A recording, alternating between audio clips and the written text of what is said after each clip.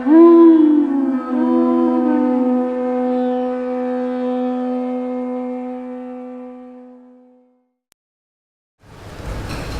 Namo Bhagavate Vasudevaya.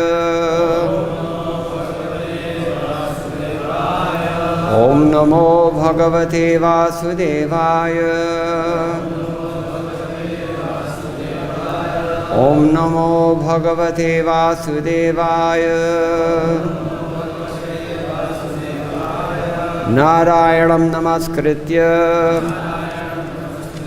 Naram Chaiva Narottamam Devim Saraswatim Vyasam Tato Jayamudirayet Nashtaprayeshu Bhadreshu Nityam Bhagavata Sevaya Bhagavati Uttama Shloke Bhaktir Bhavati Naishtiki Krishne Swadhamo Bhagate Dharmagnanadhipisaha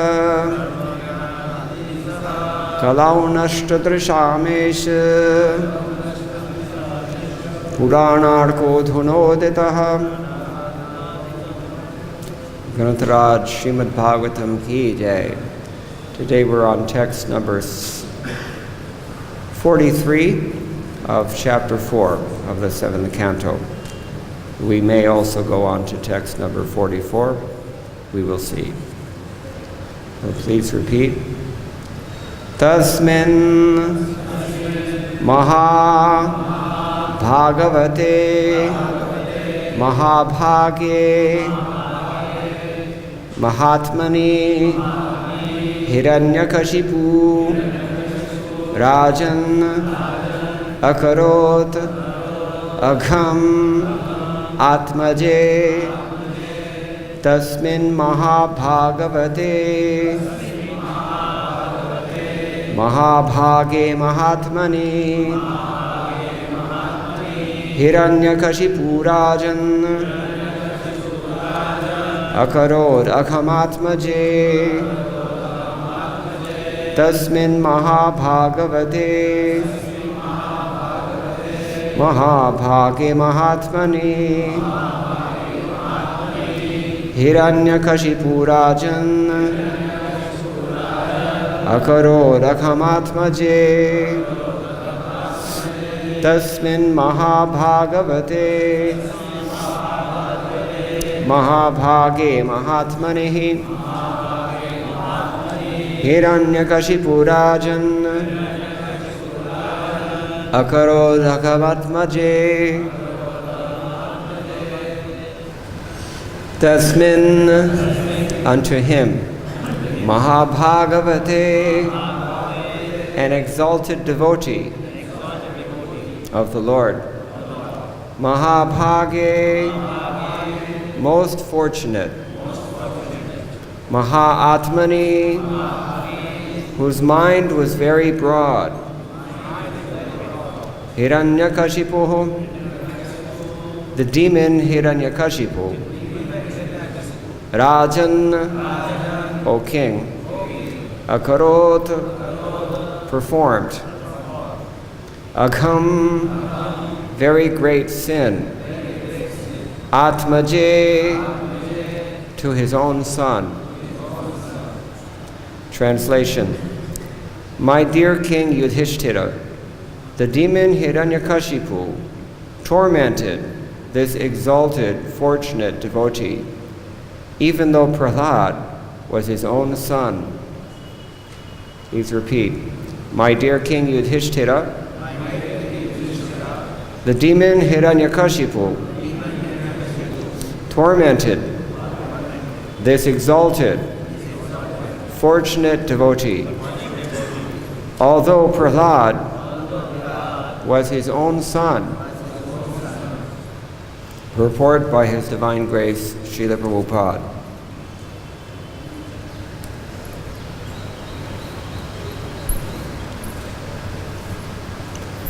When a demon like Hiranyakashipu despite his elevated position due to severe austerities, begins to tease a devotee, he begins falling down, and the results of his austerities dwindle.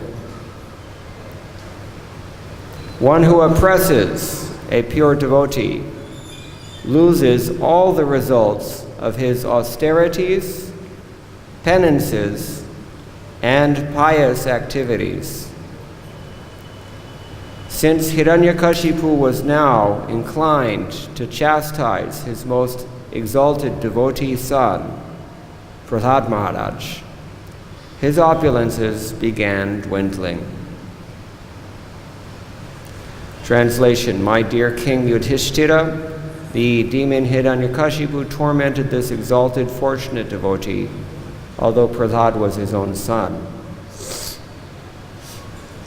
Om Ajnanatimarantasya Gnananjana Shilakaya Chakshurunmilitam Yena Tasmai Shri Gurave Namaha Shri Chaitanya Manobhishtam Sthapitam Yena Bhutale Swayam Rupa Kada Mahyam Dadati Swapadantikam Vandeham Shri Guroho Shri Yuddha Parakamalam Shri Gurum Vaishnavamscha Shri Rupam Sagrajatam Sahagana Raghunathanvitam Tam Sajivam Sadvaitam Sabadhutam Parijana Sahitam Krishna Chaitanya Devam Shri Radha Krishna Padam Sahagana Lalita Shri Vishakhanvitamscha He Krishna Karuna Sindho Dinabandho Jagatpate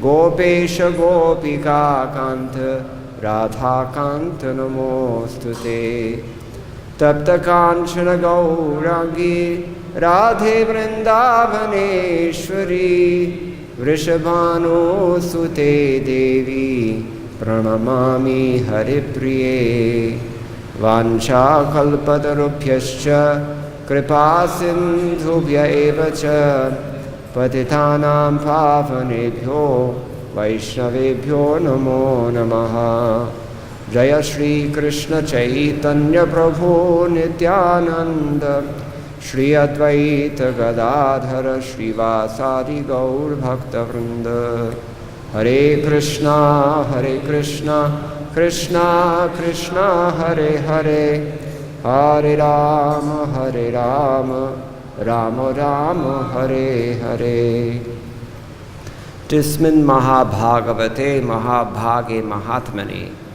Hiranyakashipu Rajan Akarod Akhamatmaje. In this verse there are quite a few adjectives repeated. Maha. Maha means great. Everybody knows. So he was Mahabhagavata, great devotee. We've been hearing about Prahlad Maharaj's wonderful, exalted, incomparable characteristics. One commentator calls him Mahabhagavata Shrestha, the best of the Mahabhagavatas. That would certainly seem to be Srila Prabhupada's opinion. Srila Prabhupada, as we know, was very fond of Prahlad Maharaj, always lecturing on, stressing Prahlad Maharaj's teachings, speaking about them, quoting them regularly as well. So Mahabhagavata, the great Bhagavata. This book is also Bhagavata, but it doesn't really have life unless somebody shows what it means to be a devotee. The book Bhagavata is one thing, that is Krishna, we've already chanted. But the devotee Bhagavata, that is really when this knowledge comes to life. Vidya Vidhu Jivanam. We'll say some more about that in a moment. Srila Prabhupada will say some more about that in a moment. So Mahabhaga, what does Mahabhaga mean? Greatly fortunate.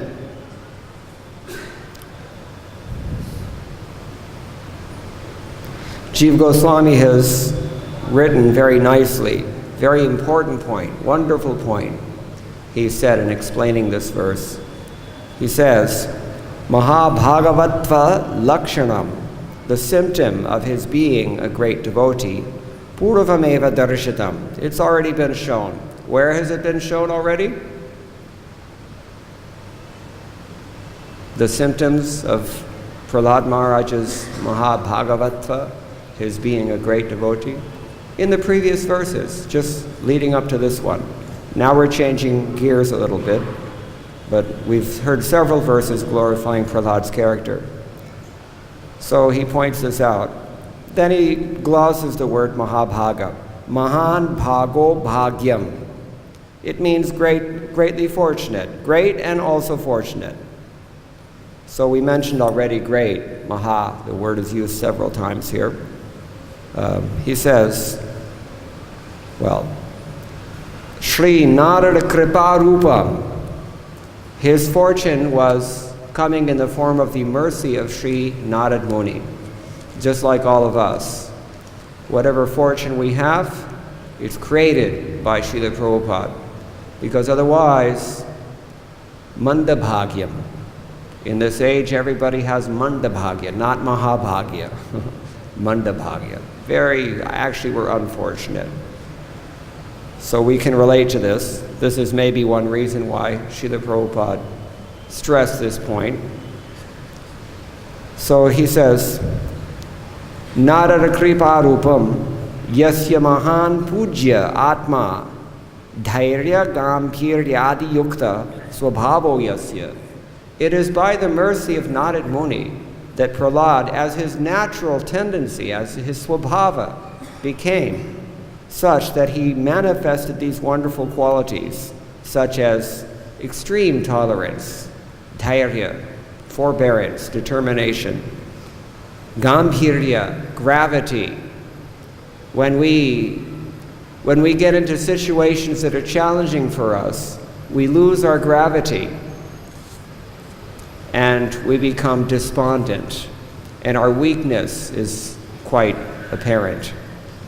And when we get into situations that are very pleasing, then we immediately become foolish and giddy and forget everything about the fact that death is approaching very quickly.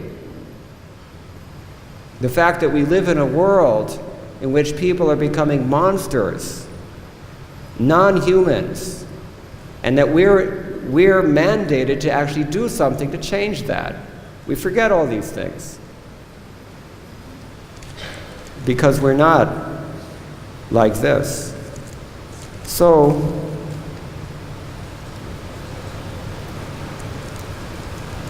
Mahan Atma, Mahatmani, the word is also used. He's great soul, and Prabhupada translates it here as broad-minded.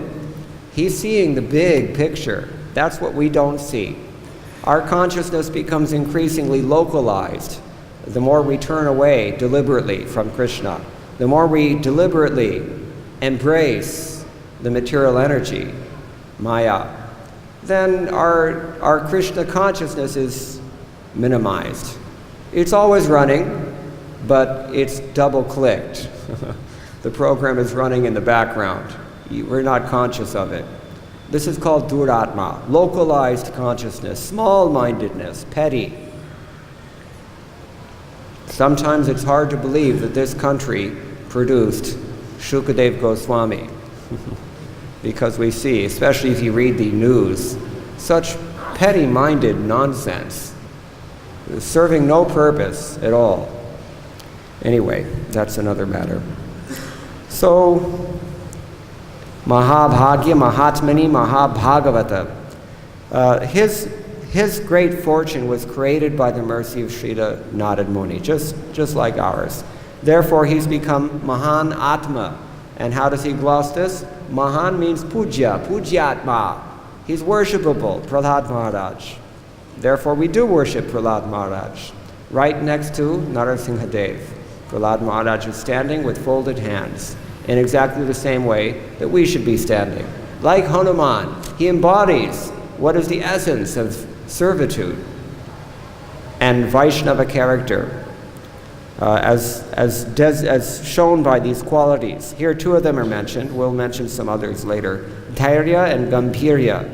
but the word adi is used. Adi means etc. So that it's understood there are all good qualities. And swabhava, they're natural to him.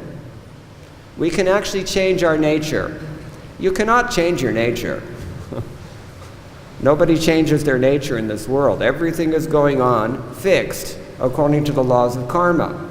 And we're completely wrapped up in this, and we have no say in the matter as long as we choose to indulge in the world of karma and karmic reactions.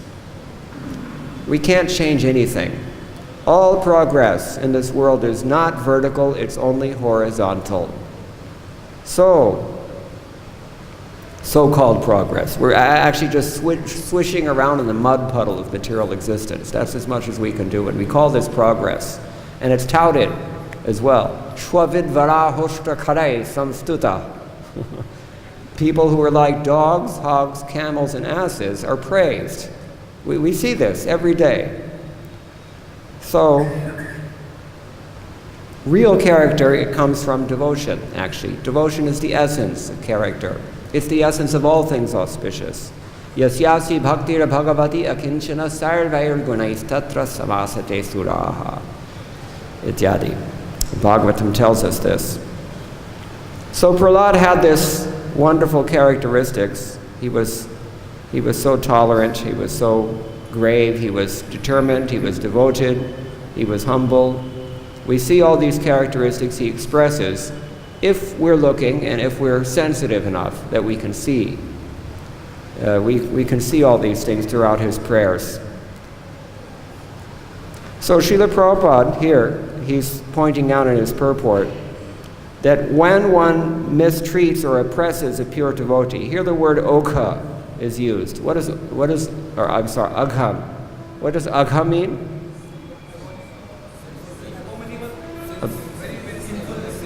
Sins, abominable, anything else? We actually have this word in English, ugh. It means the same thing. Something reprehensible. Srila Prabhupada here has translated it. Very great sin.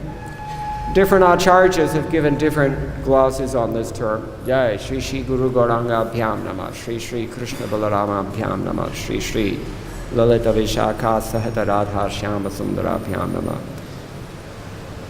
Agham Droham. This is the opinion of Sridhar Swami and Viraraghava Acharya and Vishwanath Chakravarti Thakur. All three of them say the same thing. Agham Droham. What does Droham mean? To be inimical, yes, to be envious, to be animosity. So this is how he sees it, how these three see it. Vijayatwaj Tirtha sees it slightly differently. He says, Marana Lakshanam Vyasanam. He's maintaining the abominable. Either Lakshana can mean two things. Lakshana can mean the symptom, or Lakshana can mean the intention. In either way it works here. He has this characteristic that he's willing to kill his own son, although it's vyasana, sinful. It ruins himself even. We'll see. This is the point of Prabhupada's purport. Hiranyakashipu's ruin began when he started to oppress Prahlad. Just exactly in the same way as Ravana's ruin began when he mistreated Sita Devi. You cannot mistreat the great soul. So Marana Lakshanam, either he had the intention to kill Prahlad, or he was characterized by such desires generally. Either way, this is how the word is used. Now Srila Prabhupada has commented on this verse, or actually he's paraphrasing one verse. He says in his purport, one who oppresses a pure devotee loses all the results of his austerities, penances, and pious activities. Does anyone know what verse he's paraphrasing there? If we read Prabhupada's books every day, especially if we read them carefully and really try to get it in the heart, not just in the ear or the head, then we know anything we read in Prabhupada's purports, we can see where it comes from. Srila Prabhupada is quoting the 10th canto. One statement was made, which he explains also in the Chaitanya Charitamrita. Madhya Lila, chapter 15, text number 270. Very nice verse. It's quoted throughout our books. Ayuhu shriyam yasho dharnamam lokan ashish evacha hanti shreyangsi sarvani pungso madhad atikravaha. In the Bhagavatam, Srila Prabhupada didn't comment on this verse, but here in the Chaitanya Charitamrita, where it's quoted, in connection with Bhattacharya Sarvabhauma cursing his son-in-law, Srila Prabhupada writes, the word Mahad Atikrama, meaning envy of Lord Vishnu and his devotees, is significant in this verse. The word Mahad indicates a great personality, a devotee of the Supreme Personality of Godhead. Being always engaged in the Lord's service, the devotees themselves are as great as the Supreme Personality of Godhead. Did everybody get this? Because they're engaged in the Lord's service, the devotees themselves are as great as the Supreme Personality of Godhead. They're not the Supreme Personality of Godhead, but they're as respectable as the Lord. We've already described, Jiva Goswami has glossed the word Mahatman as Pujyatman, worshipable. So Prabhupada's indicating that here as well. Being always engaged in the Lord's service, the devotees themselves are as great as the Supreme Personality of Godhead. The word Mahat is also explained in Bhagavad-Gita 9:13. Who knows it? Okay. The brahmacharis, usually they're stronger in the books. I've noticed it. They don't have any distractions. Okay. O son of Pritha, those who are not deluded, the great souls are under the protection of the divine nature. They are fully engaged in devotional service because they know me as the Supreme Personality of Godhead, original and inexhaustible. Being envious of the Lord and his devotees is not at all auspicious for a demon. By such envy, a demon loses everything considered beneficial. Everything who considers beneficial? Who judges? You judge. When you mistreat a great soul, everything you consider beneficial, you lose. It's relative. That's a fact. We agree with existentialists about that. But the system is so perfect that within your own value system, you lose things that you value and you gain things that you don't want or don't like. This is the nature of punya and papa. Now there's a few, since we're on this topic, there's a few nice quotes that are given in another purport very close by, just a few verses before. Here we're still in Madhya Lila chapter 15, this is text 261.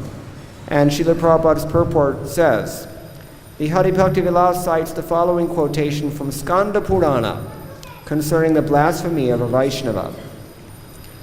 In his conversation between Markandeya and Bhagirath, it is said, my dear king, if one derides an exalted devotee, he loses the results of his pious activities, his opulence, his reputation, and his sons.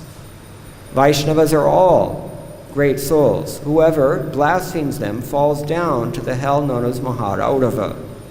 He is also accompanied by his forefathers.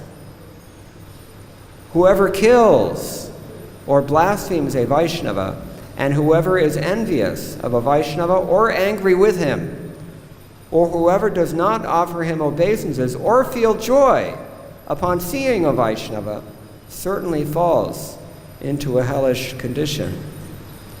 Hari Bhakti Vilas also gives the following quotation from Vartika Mahatmya.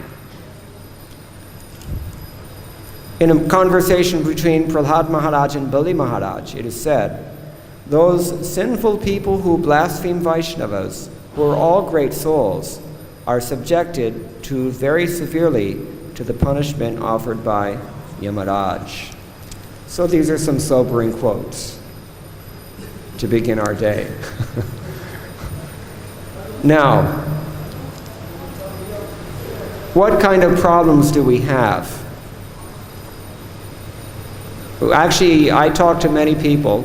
Many people come to me with their problems, and when they leave, they realize that they actually didn't have any problems. Because we don't really have problems. If somebody looks at me the wrong way, we get all bent out of shape and we obsess about it for months after that.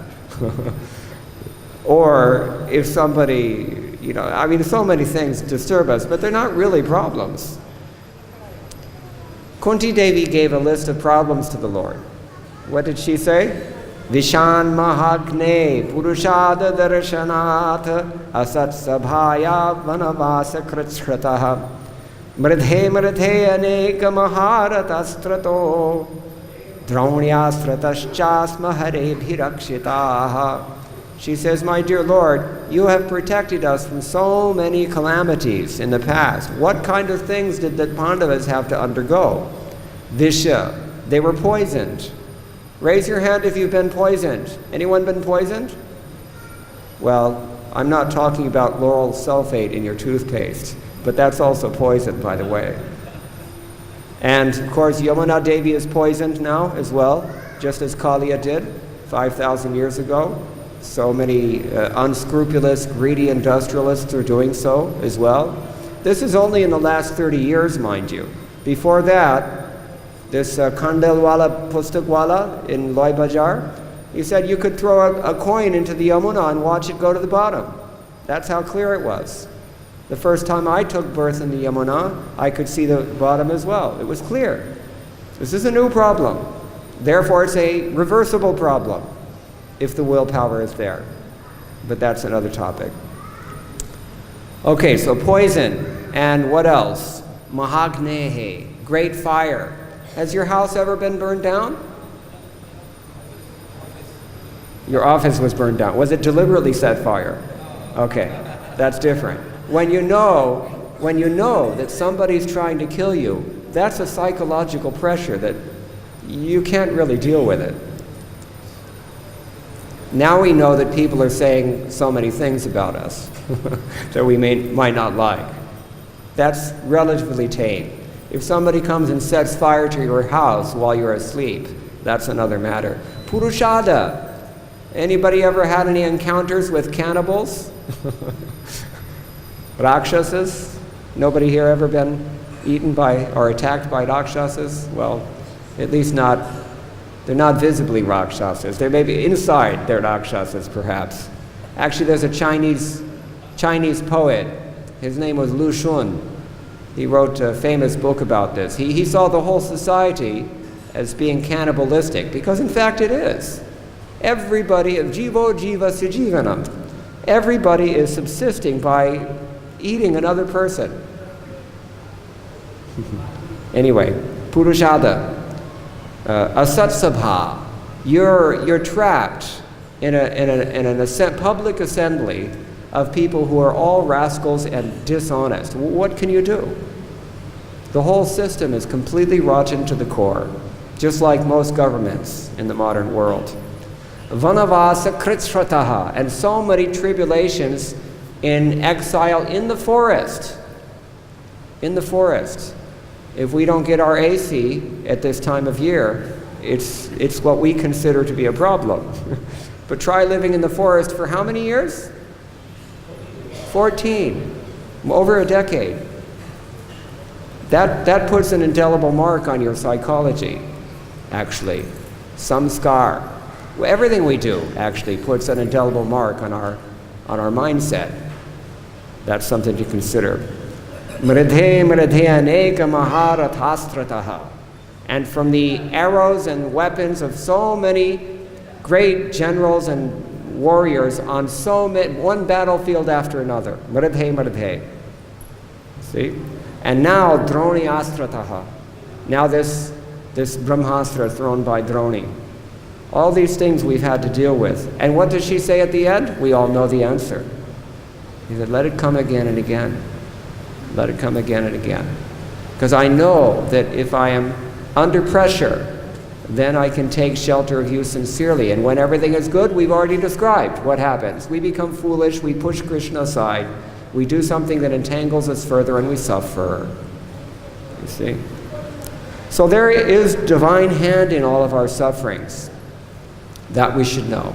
If you're suffering, or even if you only think you're suffering, Understand that not a blade of grass moves without the sanction of the Supreme Lord, especially here in Vrindavan. Everything is working according to a different principle. Nothing here is what it seems to be based on your mundane calculation. Everything here is supposed to be the way it is. That's a tough pill to swallow. It's not easy. Now, I'm going to quote a very nice verse that is also given in the Brihad Bhagavatamritam of Sanatana Goswami. This is something that Hanuman, he should know. Hanuman tells Narad Muni. Narad Muni had gone to Hanuman because he heard Hanuman's glories. And he was glorifying Hanuman based on what he had heard. That's an appropriate process, but Hanuman wasn't having any of it. Hanuman immediately countered. He said, no, I'm not the greatest devotee. You need to consider the Pandavas. What did he say? He said, by sending poison and many other calamities, one after another, to trouble the Pandavas from their very childhood. Is it not a fact? From their very childhood, they were suffering. They were being mistreated and abused. Akamakarod, the word is used here. They had to undergo this from their very childhood. So, by sending poison and other calamities one after another to trouble the Pandavas from their childhood, the Lord deliberately showed their determination, their religion, their fame, their wisdom, their devotion, and their ecstatic prema. Very nice. He gives a list here. It's basically half of the list is the same as those things that are destroyed when you mistreat great souls. We've already read that other verse from 10th canto. Dhairyam, dharmam, yasho jnanam, bhaktim, premapya darshanat. The Lord himself shows the whole world what is the character of a mature devotee by putting him under pressure. And Hanuman says quite clearly, the Lord deliberately did this to the Pandavas. We don't tell this to newcomers. We're trying to encourage them to chant Hare Krishna. But as you chant Hare Krishna, you realize Krishna's nature. Chaitanya Mahaprabhu is given the penultimate, or the ultimate statement of Krishna's nature. He calls him a rascal. Srimati Radharani actually spoke this verse. Ashlishiva paradatam pinashtamam darshanat manamahatam karotuva yatha tatha va virathartu lampato mat prananathastus eva naparaha. He can do anything and everything that he wants, and he does. But still, he is the only Lord of my life. Srimati Radharani says, this is our ideal. This is our ideal. Now, how are you going to approach that ideal without having to deal with suffering, without having to be tested? This is the point. So,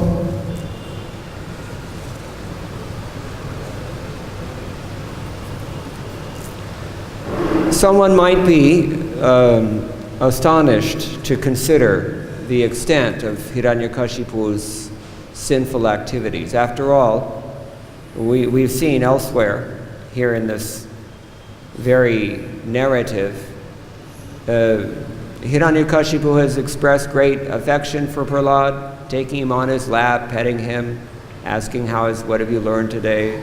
The ordinary father, it would seem, just like we're ordinary people, nobody likes to think that I'm a demon, even though actually it is in question, at least.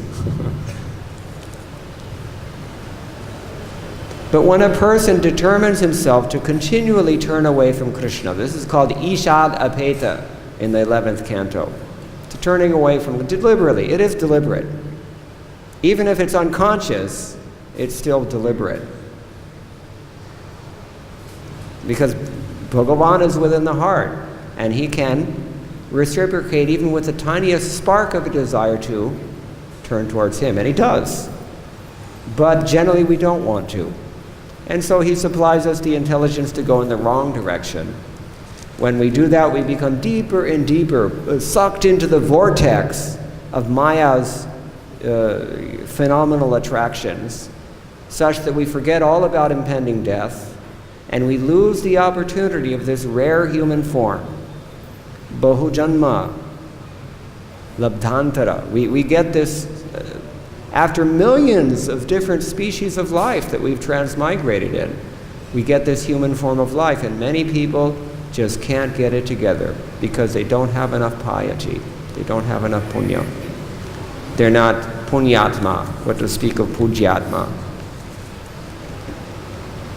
So, putrasya marana karanam asura karnama natu shastriyamiti jnapaya sadhave aghamiti sanghita karyam nakritam.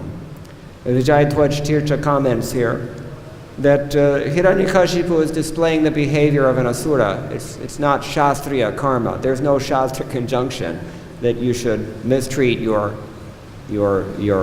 family members. Let's just broaden it a little bit. But actually it's a fact, isn't it? We do mistreat those who are the closest to us. This is another lesson we can take here. And it's only because of the same demoniac propensities that eventually brought Hiranyakashipu as far as he went before the Lord undid him. How far are we going to go before the Lord undoes us? It's up to us.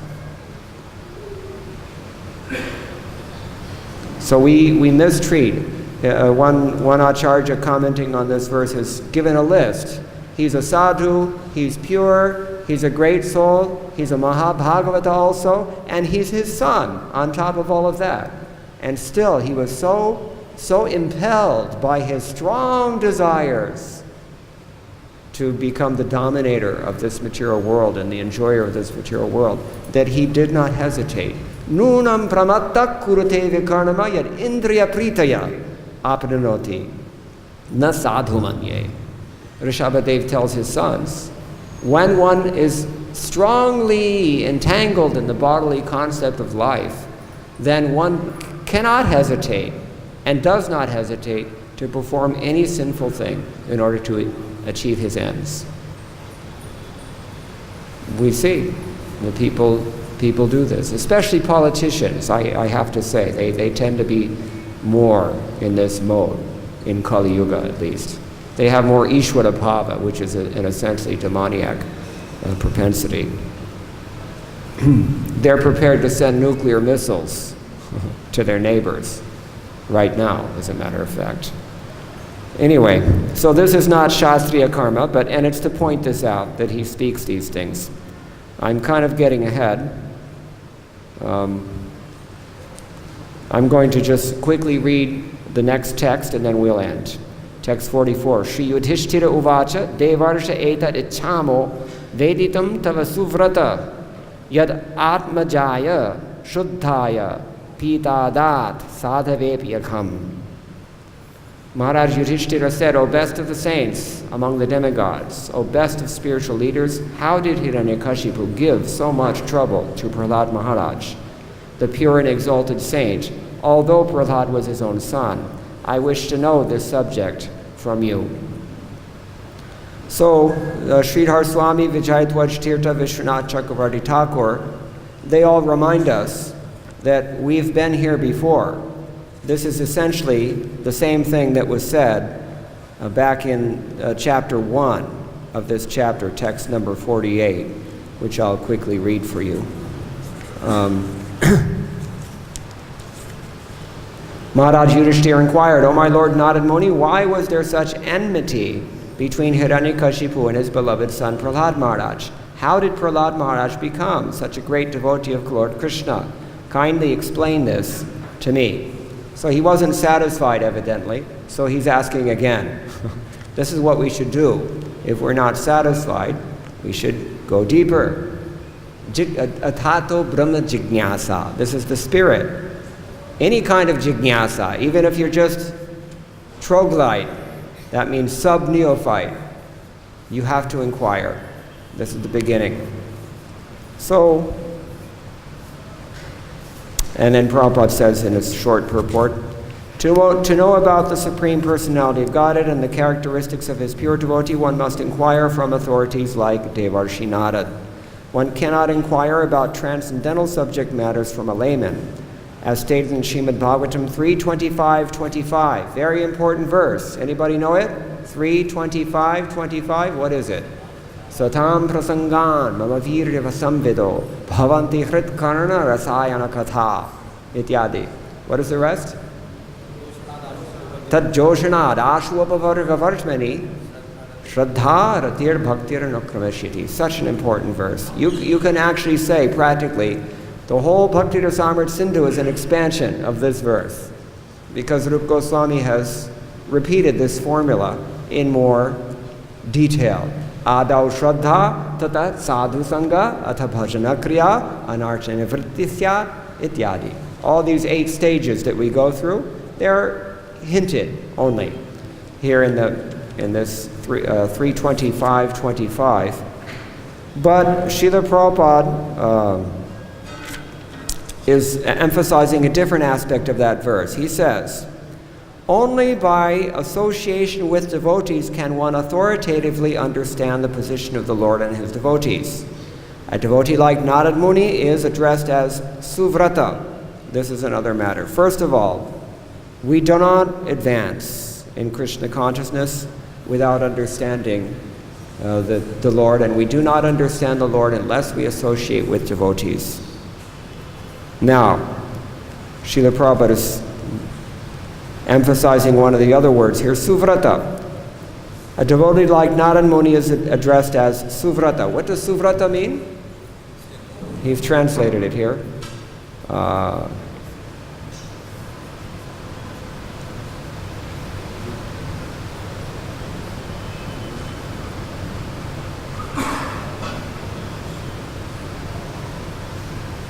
Having the determination for spiritual advancement. Suvrata. One other acharya says, Kama krodhadi parityagena kevalam paropakara rupam vratam dadhasi iti bhava. He's speaking to Narad Muni. You have completely given up lust, anger, adi means all the rest. We know the 6 enemies. Lust, anger, what is it? Kama, krodha, moha, mada, lobha, matsarya. These things.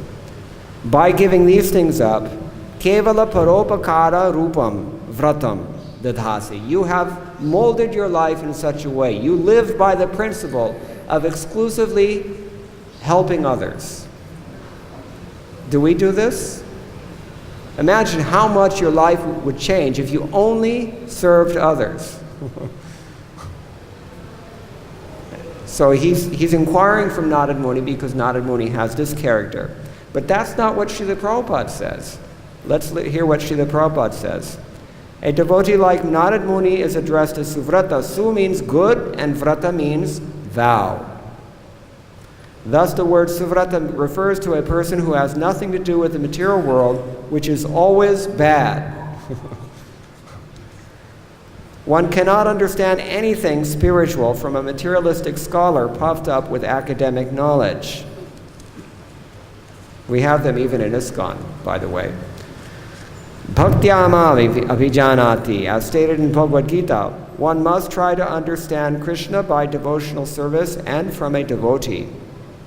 Therefore, Yudhishthira Maharaj was quite right in wanting to learn further about Prahlad Maharaj from Sri Narad Muni. Vishwanath Chakravarti Thakur is glossed. The word here is used. Tava means tvattaha, from you. I want to learn from you because your character is exalted. You've actually acted on this knowledge. Unlike Hiranyakashipu. Yatanto yoganaschainam pashyantyatmanyavasthitam. What's the rest of it? Bhagavad-Gita chapter 15, text number 11. Yatanto prakatatmano nainam pashyantya chetasa. The endeavoring transcendentalists who are situated in self-realization can see all this clearly, but those whose minds are not developed and who are not situated in self-realization cannot see what is taking place, though they may try to. This answers the question. The question is, how can he treat his son this way? Now we find mothers who are prepared to kill their children, even in India. It's come to that. So how does it come to that? How does a person get into that space? You just cultivate selfishness long enough, and you will naturally be impelled to commit sinful activities. Those sinful activities will mature into a condemned mentality, and that condemned mentality is what it means to be a demon. Ya nisha sarva bhutanam tasyam jagrati sanyami yasyam jagrati bhutani sa nisha pashyato munehe. This is the difference, eternal difference, irreconcilable difference between the devotee and the demon. What is night for all beings is the time of awakening for the self-controlled.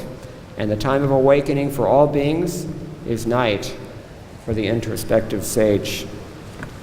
So, these are a few things. I'm not going to get too much ahead of the plot, and I won't give the answer that Narad Muni gives to Yudhishthir's questions. But Srila Prabhupada's answer is enough for us to work on. Become suvrata, become fixed in your vows, and take this ultimate suvrata, the best vow of only becoming Krishna conscious. When you make the determination to only be Krishna conscious, then there's any question of becoming like Narad Muni. And his character was, what does he say? I read it quickly. Kevala paropakaram, only devoted to others. Particularly Indians, they can do this more easily than anyone else. It's a special birth. So Chaitanya Mahaprabhu said, Bharata bhumite hoilo manushya janmajar janma sartha kare. That's the first part. Then paropakar. Same thing. Okay, we're going to stop here. Does anybody have any questions or any comments about any of these things? We're almost done with the chapter. I'll leave it for someone else because I think there's at least one more purport. Shubha Krishna Prabhu. Shanka hai? But these Pandavas were saved from fire and from temples by their own strength. How do we understand that they were saved by Krishna? He says the Pandavas were saved by Fire. their own strength. From Fire and the cannibal by their own strength. in the case of the fire and the Rakshasas, they were saved by their own strength. किसी को बल नहीं है बाबा. You should know this. Balaram, nirbala ke Balaram.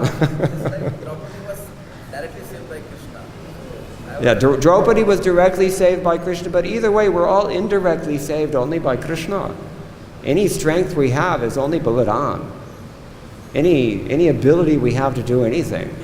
Sometimes it looks like we're doing something, but this is Krishna's arrangement.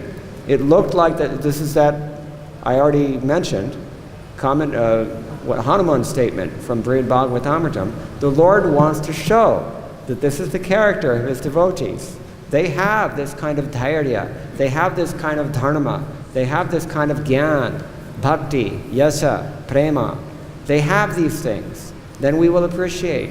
Otherwise, why are we going to approach and take shelter and give respect to a devotee unless they show something? So Krishna shows it for them, but it's actually Krishna doing. Nimitta matra bhava, he says. You can only be my agent. Strength itself is Krishna's strength. We hear this from the Kena Upanishad. What is the vision of the eye? What is the hearing of the ear? What is the mind of the mind? It's Krishna. Okay? Yeah, they acted. That's the glorious thing. They exercise their own volition, but the power has to come only from Krishna. Yeah. So you mentioned that anything we do is a sanskar. So when we chant Hare Krishna and the mind goes away, still is a sanskar on the mind or? Everything is a samskar, I said. This is his question. So when we chant Hare Krishna and the mind is wandering, does that create a new samskar? It creates an indelible samskar. This is the problem with Namaparad. It creates such a deep impression that you cannot hardly get over that. It waters all the weeds that you don't want. This is the problem. Vishwanath Chakravarti Thakur said, whatever you see when you're chanting Kama Gayatri, that you get for sure. So be careful. Saranga Thakur. We said this, we cannot change our Brahmasana is say Karmani we say that we cannot change our karma. Yeah, we cannot change our karma. Brahmasana is say Karmani But that's not us. He says, I said, you cannot change anything. You cannot change your karma. So he said, but wait a minute. Karmani nirdahati kintu cha bhakti bhajam. But are you changing it or is he changing it? He's changing it. The same thing. It's the same answer. We can do nothing, but we can surrender. Then when we do that, then Krishna does everything. This is what Prabhupada came to show. If he said, I'm only one man, I'm only one Indian, he said. If every Indian followed Chaitanya Mahaprabhu's mandate, which we just quoted, then he said, what would happen? No, we have no potency to do anything. We have no qualification. We have every disqualification. But if we take shelter of Krishna and he shows his mercy, the Jiva Goswami has already commented that Prahlad Maharaj's qualification is the mercy of Narad Muni. And Narad Muni's mercy is the mercy of Bhagavan ultimately. It's just a question of surrender. If we surrender, we get mercy, and then we're empowered. Is it clear? Okay? Satisfactory. One more. When we surrender to spiritual master means we follow his instructions. Does that only mean and something or the more deeper meaning is that surrender to a pure devotee, just now mentioned, we get bus. Yes. Surrender means like follow exactly what he wants us to do. Yeah, surrender means to give yourself to Krishna, 100%. Sarva dharman paritijamam ekam sharanam vraja. When we do that, then we always it's yayatamam prapadyante tastataiva bhajami. To the extent that we surrender, we get reciprocation. Always. So we surrender 100%, we get 100%. We surrender 2%, we get 2%. It's always up to us. You had a question? No? Okay, last question. Prabhu.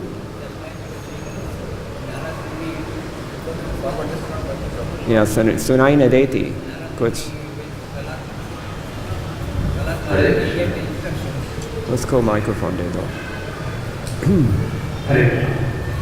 Just like Narayana gave the instruction to Bharat Maharaj and Bharat Maharaj followed the instruction properly. Yes. And the same thing you say about Prabhupada also, he also gave us the instruction, and if we follow same Prabhupada instruction, then we will be same as Bharat Maharaj. Well, not the same, but in some sense you can say that. Just Srila Prabhupada's example also. He followed his instruction. He's giving us instruction. That's for us to do. But he had his instruction, that was for him to do. Prahlad had his instruction from Nada, that was for him to. Everybody has a different instruction perhaps, slightly. But the principle is always the same. We surrender to Krishna. Bharat Maharaj followed the instruction, he already followed the instruction, but sometimes what Prabhupada gave the instruction, we are not following, we are doing literally. So many. Yeah, this is the problem. This is the difference, I should say. Whatever instruction Prahlad got, he followed. But we get instructions and we don't follow. This is the problem. Any of Prabhupada's personal servants can tell you that if Prabhupada told you to do something, or if Prabhupada corrected something you were doing wrong, he would only say it once. If he had to say it more than that, then you were out.